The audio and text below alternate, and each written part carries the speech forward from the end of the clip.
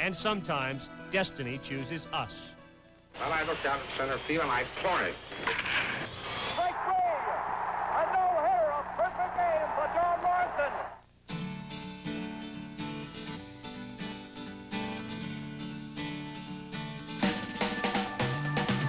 Don't know much about fate. It always seems to me I just sit here waiting on my destiny. Sweet destiny. Yeah. And the Padres raise the National League flag around their shoulders for 1998. Oh, doctor!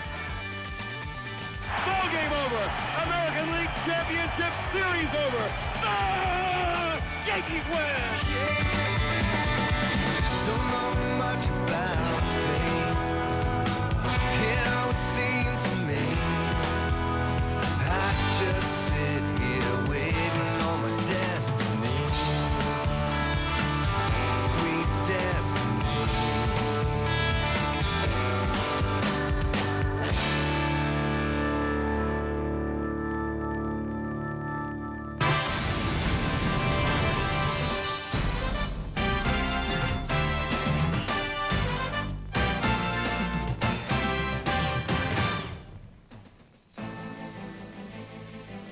On the road, 21 and 33. Big difference.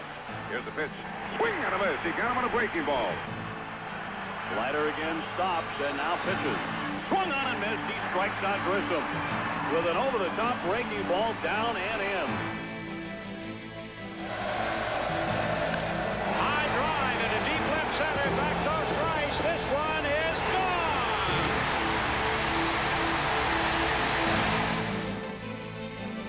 Here's the pitch on the way. A swing and a belt. Left field. Way back. Blue Jays win it. The Blue Jays are World Series champions. And Joe Carter hits a 3-run home run in the 9th inning, and the Blue Jays have repeated as World Series champions. Touch 'em all, Joe. You'll never hit a bigger home run in your life. Well, wait a second. Where's my little highlight there? Well, you're an everyday player, man. Welcome, everyone, to our World Series special. Ray Knight is sitting here beside me down on the field here at Yankee Stadium. Mark Schwarz joined by Al Leiter and Joe Carter. Well, you look at this matchup, this series, the Padres, the Yankees, and much has been made about the heart of both teams. Kevin Brown, Bernie Williams, Paul O'Neill, Jim Leyritz. Does it get any better than Ken Caminiti? Earlier today, Peter Gammons had a chance to talk with him. Ken, when you walked in this ballpark, was everything you imagined it would be for the World Series?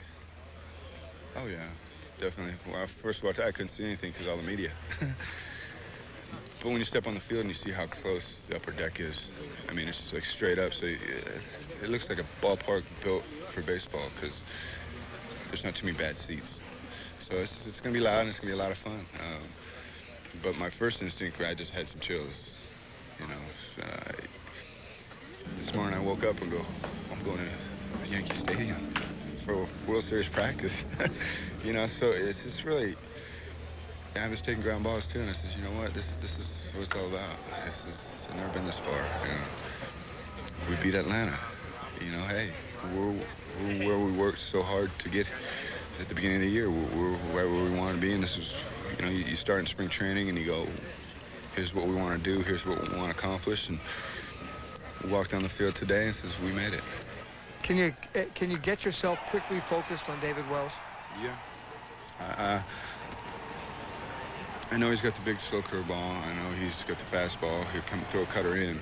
So the deal is don't get big on him, you know.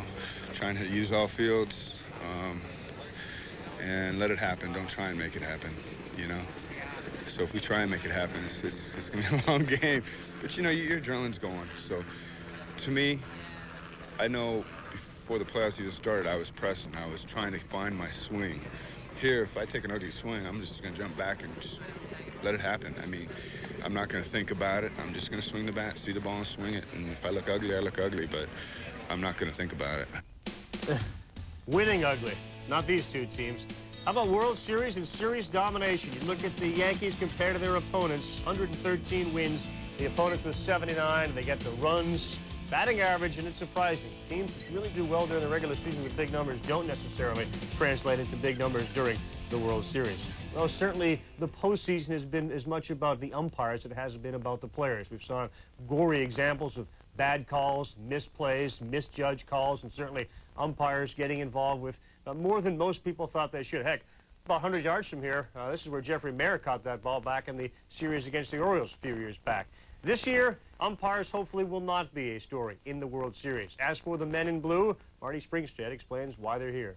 Well, we pick them on a merit basis, and we pick them on whom we think should be in it. And then basically we look at it, and then if somebody hasn't had it for a while, we look at that for an example. One of our senior umpires, and we try to balance our umpires, so we don't put all our crew chiefs in one series, or we try to balance it out because we use 24 people for these playoffs. We only have 32. Richie Garcia will be behind the home plate in Game 1, and should it go to Game 7, he'll be back there again. 3 first-timers who are here in the World Series. You're not any newcomer to a World Series, of course. Great success in 1986 with the New York Mets. Now that we're on this stage, maybe the night before, you can tell us what you think the players are going through. Well, it's just an unbelievable feeling where you come to the ballpark and everything is just heightened. The crowd, and you almost cannot explain the feeling. All the pressure really is in the playoffs, trying to get to the World Series. The first game or two in the World Series, generally you're visiting a city that you haven't been in or a ballpark you've not been in. In this case, Yankee Stadium is such a glorious ballpark. In my case, in '86, the Red Sox and Fenway Park, unbelievable feeling there. Fortunately, we started at home, but we lost 2. When you play on the road in a hostile environment, it is very difficult. Nobody knows what it's like to play here in New York. You know, those Padres fans are exciting and loud, but this place is unbelievable. It's just going to be a heightened situation. These guys are going to swing too hard. Kevin Eddy's talking about him not swinging too hard. They're going to overthrow, swing too hard, try to make plays that they can't make until the nerves settle down a little bit. Yeah, and you talk about hostile environments. I mean, you could be the nicest guy in the world, which Tony Gwynn arguably is. It doesn't matter to the guys who are sitting behind us out here in right field. All right, the guys down on the field right now, Al Leiter, Joe Carter, and they are joined by Mark Schwarz. You got yourselves a pair of good ones down there, Mark. I'll tell you, a couple of old World Series heroes with the Blue Jays as teammates, Carl. You know, the Yankees, 114 wins. Everybody knew they were here as the best team in American League history. But the San Diego Padres, who would have thunk it? I mean, they had a start on the road at the Astrodome. They had a start on the road at Turner Field. They beat the big bad Astros, the big bad Braves. And now, how dangerous are they coming into Yankee Stadium, Joe? Well, I tell you what, the Padres have been there. They're in a situation right now where, you know, they're the underdogs. They've been the underdogs against the Atlanta Braves, against the Houston Astros. They beat very good pitching staffs. They've taken everything easy, and now they have the big bad Yankees, like you say, 114 wins. I mean, these guys had to get here because if they didn't, their whole season would have been for naught. Tony Gwynn told me that nothing phases the Padres, not Yankee Stadium, not anything. And Al Leiter, you know about a guy who nothing phases. Kevin Brown, teammate of yours. In fact, David Wells was a former teammate of yours, so you know both of these guys. Brown appears to be so mentally tough, but is there a chink in his armor? Well, I would say I think there's always a chink in somebody's armor, and for me, Kevin, you have to kind of get underneath that a little bit. And if there's a way you can rattle him a little bit, maybe that's the way you get to him. You got to manufacture runs off him. As you see when he here against Atlanta, kind of got out of his rhythm a little bit. He walks Klesko. And then as a pitcher, with the intensity that Brown has, he gets a kind of a C&I base hit. This is a good play on Gomez. But the fact that you try to get under him, and if you have the ability to just get him off to where he's not really focused and thinking about making good pitches, could be the way to get him. Let's face it, he's got great stuff, and guys with superior stuff and good command are difficult to beat. And same thing what David Wells has to do. He's got the great curveball. He's really used the outside part of the plate. He shows his changeup, but he must throw inside. You have Vaughn, you have Caminiti, Leiter, all these guys like the ball out over the plate. So he's got to establish in to set up his curveballs and changeups away. Yankees got to look at some Michael Tucker tape from the other day. The ultimate Yankee killer. Thanks, guys. Kevin Brown, 12-3 lifetime, Carl, with a 2.50 ERA against the Bronx Bombers. Back upstairs to you. Hi, Mark. Thank you very much. And more from Mark Schwarz, Al Leiter, and Joe Carter to come. Mentioned the 114 wins, 98 of those by the Padres as well. So 212, that is the most by any two teams playing ever in a World Series combined. We'll be back with much more. They are used to championships in New York City. The Statue of Liberty rising high. Can the Yankees do it again? They have won more than one series in every decade except the 1980s when they didn't win any, and we are going back sometime. Is that Johnson's team behind us? Exactly. Are they members of Hertz #1 Club Gold? Exactly. Are we members of Hertz #1? Not exactly.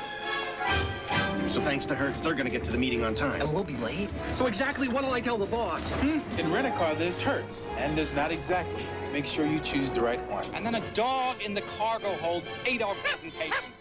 Is he buying it? Not exactly.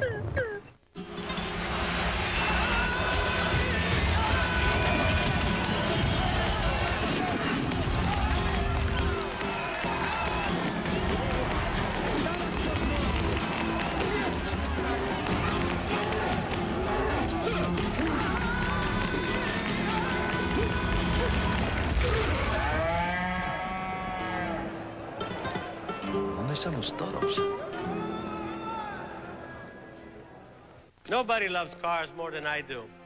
Each one is a work of art. So when the maker of all these chose a new antifreeze, it got my attention. General Motors now uses the deck school technology of Haviland Extended Life Antifreeze in virtually all its new vehicles. The same patented formula you can use in your car for 5 years or 150,000 miles. So do what GM did. Switch to Haviland. I use it in my car. I only wish this were it. Somewhere there's a job where you can take time off for a cold. But until you find that job, there's Hall's Mentholyptus to soothe your throat and calm your cough. Hall's, we're going to work. Okay, so you don't measure up to someone else's idea of perfection. Don't worry, we think you're perfect, especially for our executive class seat.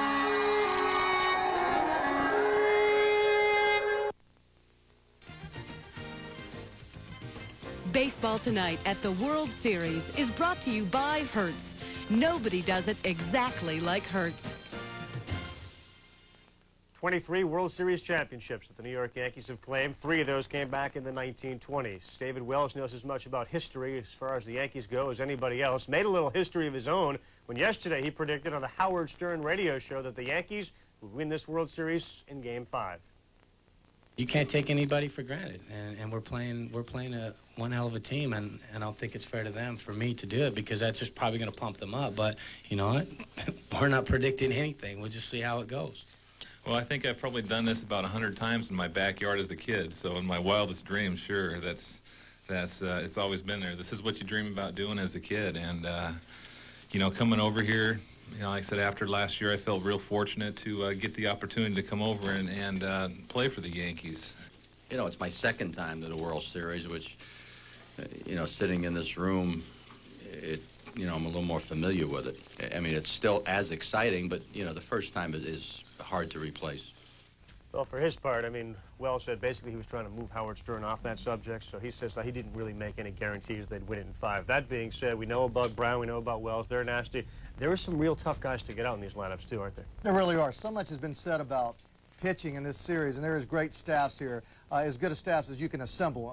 Depth everywhere in the starting rotation, middle, and at the back end. But I think the key is tough outs in the lineup. Paul O'Neill, just a great hitter, always working on it. There's hitters in lineups that are very difficult to get out. There's a breaking ball. Doesn't matter if you throw them fastballs, changeups, curveballs, split fingers, they make adjustments. The Yankees have 4. O'Neill, Bernie Williams right here hitting a changeup away, the opposite way. These guys are not full happy. They're not afraid to take the ball the other way. Here's that pitch to Derek Jeter, breaking ball that Berber threw up and in, and he fouled the ball out against the wall to right center field. Most people try to pull that ball. And then the consummate professional hitter, Chili Davis.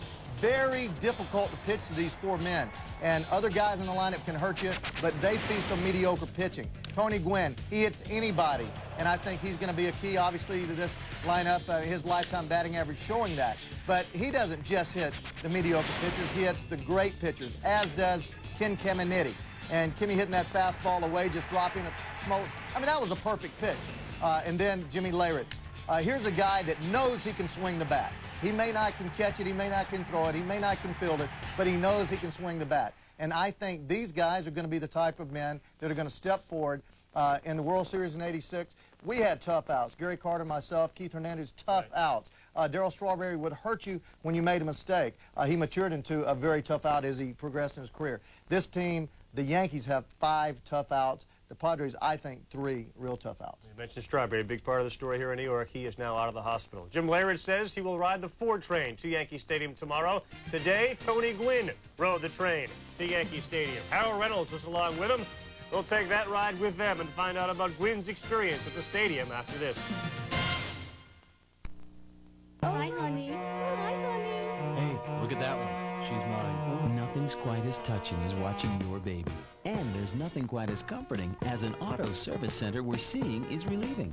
STS does tires, brakes, wheel alignments, and much more on anything with 4 wheels. Guaranteed service, even scheduled maintenance on vehicles under warranty. That's a difference you can see and trust. STS Tire and Auto Centers. This is my STS guy. It's a trust thing. So what has the Republican Congress done? How about a $500 per child tax credit? It means we'll get a refund next April. Or health insurance that goes with you when you get a better job. If you get sick, you don't have to worry. Even a budget surplus that's helping save Social Security.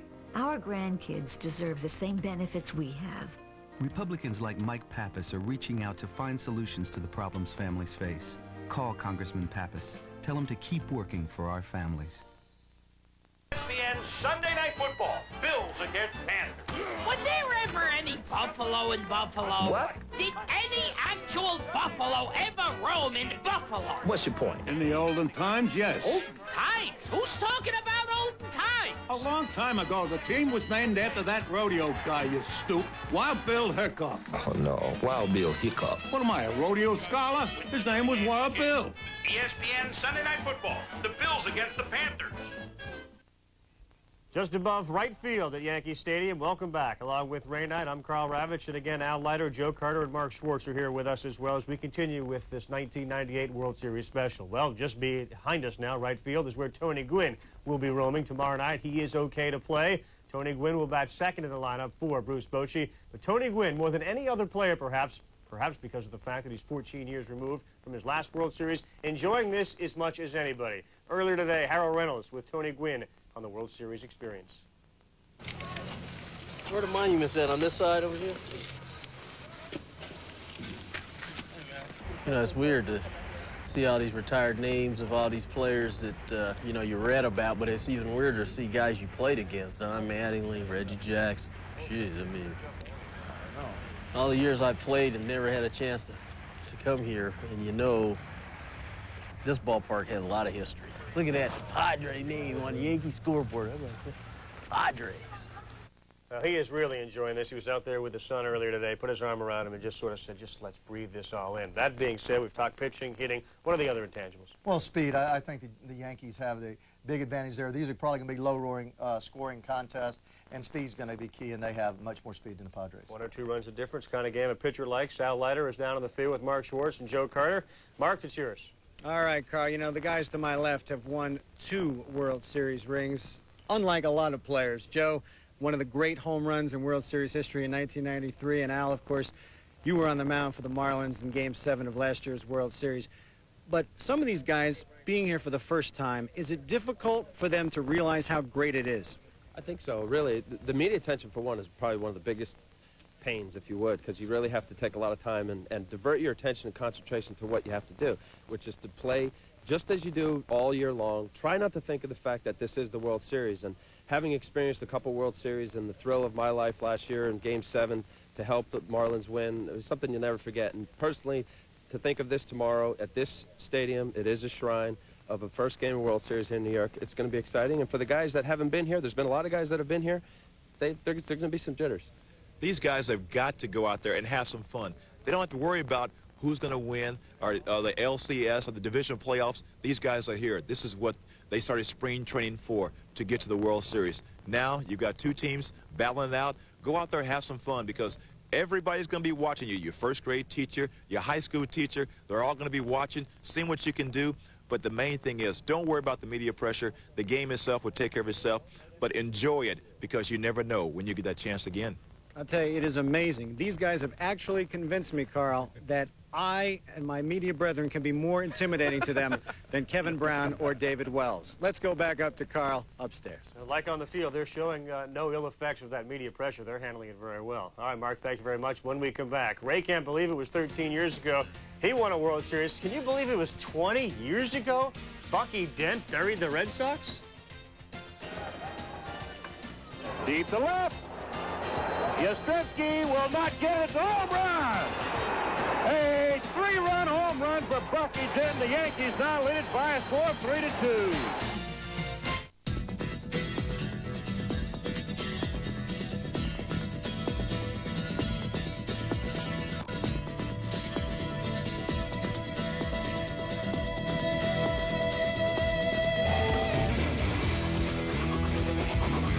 Mitsubishi Montero Sport. Rugged styling, 3-liter V6, well equipped with 24,950.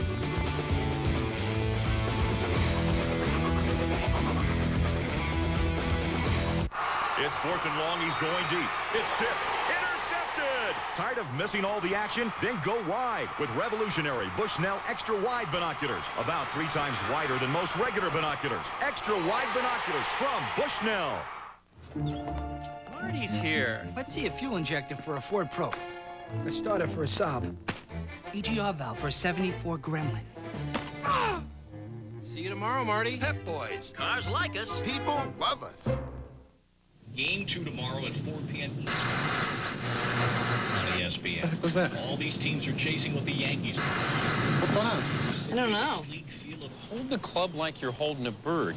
You don't want to hold it too tight that you crush him, or too loose that he flies away. Head behind the ball.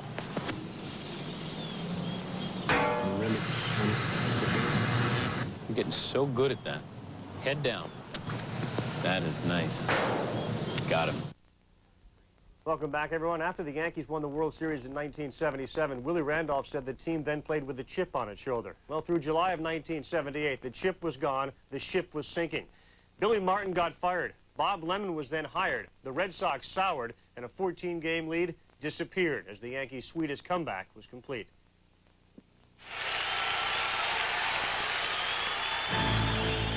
The Bronx Zoo was more than a circus. I mean, it's public knowledge. We'd fight in the clubhouse. We'd fight in the plane. I think what we had were a lot of injuries. And Boston was red hot, and everything was going their way. That whole season was pretty chaotic. Obviously, everybody from George on down had given up on us in '78.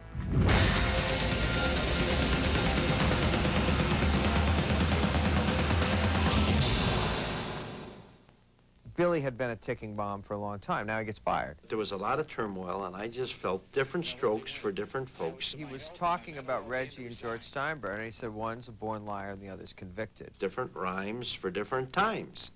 The rhyme we needed then was Bob Lemon, his calming influence. That was really the turnaround for us, I think. You know, as a team, you know, we were totally embarrassed at that time, the way we played as a team.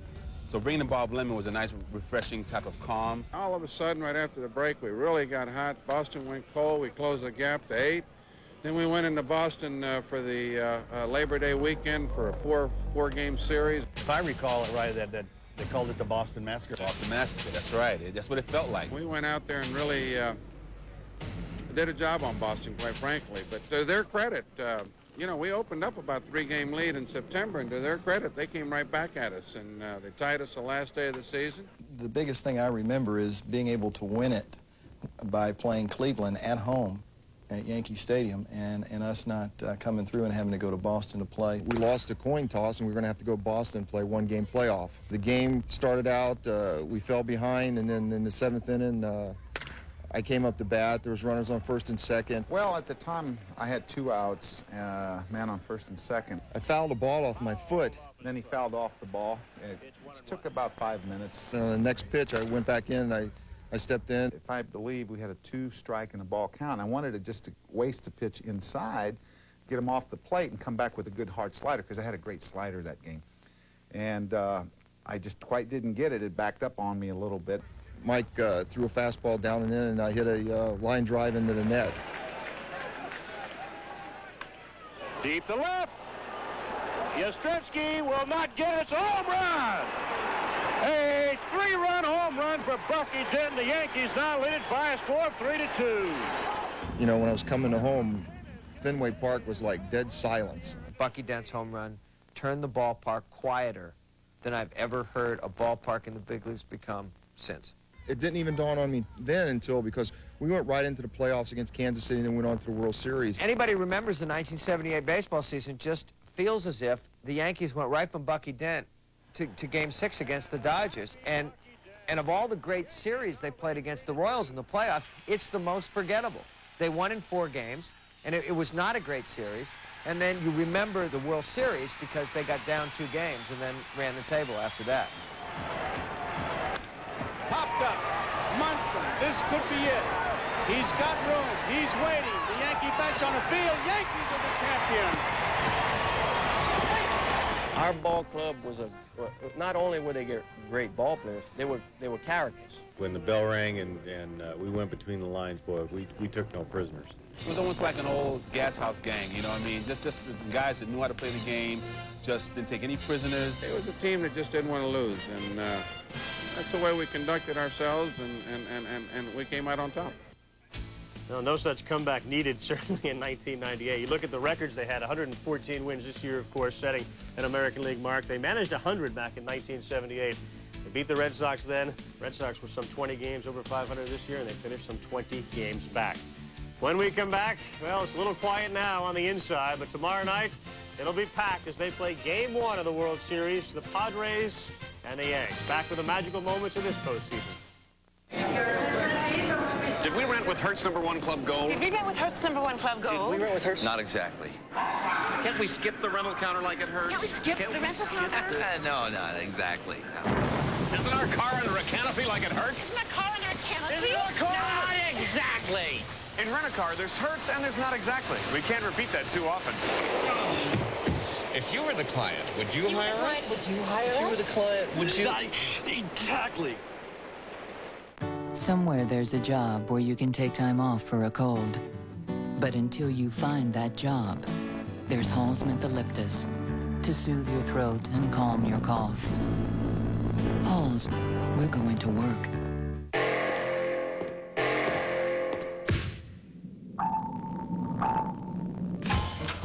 Air Canada has more non-stops between the USA and Canada than any other airline. So, what's stopping you? A great tradition is reborn on ESPN2. Friday Night Fights, showcasing today's best boxing along with classic bouts of the past. This week, Johnson takes on Cardona, plus Part 3 of the Muhammad Ali retrospective. Friday Night Fights, tonight at 8 on ESPN2.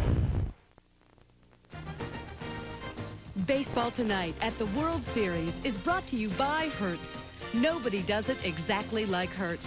And by Hall's. We're going to work. An up-close prime-time special, 12:30 a.m. Eastern Time tonight. Roy Firestone will be joined by key members of the Padres and Yankees to talk about their seasons gone by and what they hope to accomplish in the next week here in New York. They're raising a banner in Detroit, by the way, as the Red Wings battle the Blues tonight. You can catch that right after we check out. For Ray Knight, Joe Carter, Al Leiter, I'm Karl Ravech. Thanks for watching. There were 8, now there are 2. So long.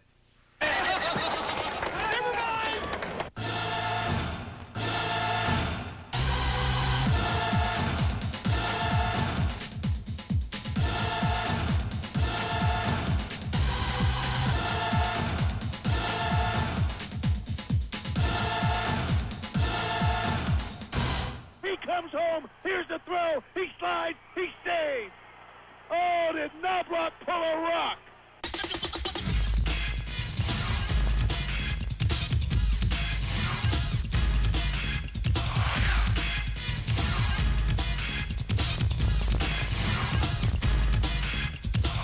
That ball is out of here. Home Stucker. Padres take a 3-2 lead here in the 10th.